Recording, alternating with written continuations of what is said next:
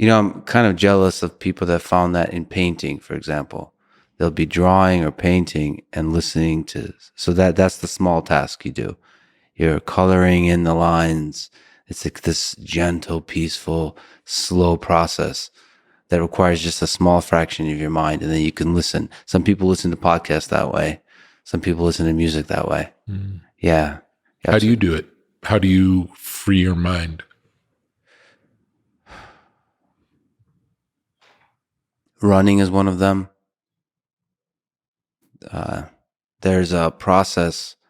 So most freeing of the mind for me has to go through a process of a bit of pain for a bit. So doing something difficult, it's just like a airplane taking off or something. So I have to, like, for example, running. The first few miles would just be just first of all, the physical aspect, which is like, you're so fat, you're out of shape, this is getting old, that. Okay, that slowly dissipates. And then the demons come in who are like, you should be getting this and that and this done. You haven't gotten it done. You're like breaking promises, all those kinds of voices coming in. And after that, maybe mile 4, it's like, fuck it. You just run with the wind at a very slow pace, but with the wind. And then you could think. So it's the footsteps, the physical activity, but then you could deeply think about stuff, ideas, sort of design, whether it's programming design stuff or very, like high level life decisions, all those kinds of things. I would say running. I used to build bridges from toothpicks.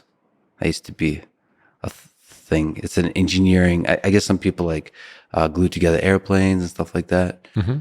But the bridges is such deeply honest work, because at the end of it, you're going to have to test that bridge and you're going to see how good your work was. The little details, but also the big picture. Do you use glue or no? Yeah, you use glue. So it's not pure physics. It's materials engineering too. Because the way you want to do it is you actually split the wood as thin as possible and then glue it back together, because the glue is really strong, except for the arches and things like that. So you're building arch bridges, which is a whole nother skill, because you have to bend the wood. And it's so cool because the thing can hold thousands of times its weight. And then you get to watch it explode at a certain point from the pressure. And when you do a really good job, it doesn't explode in a kind of some weak point that you didn't anticipate. It just kind of starts cracking. Everything cracks. Everything explodes. It's just pieces fly everywhere. And it's literally hundreds of hours of work just explode in front of you. And that's a metaphor for life, maybe. And it's all for nothing. Yeah. Except for the journey that you took to get there.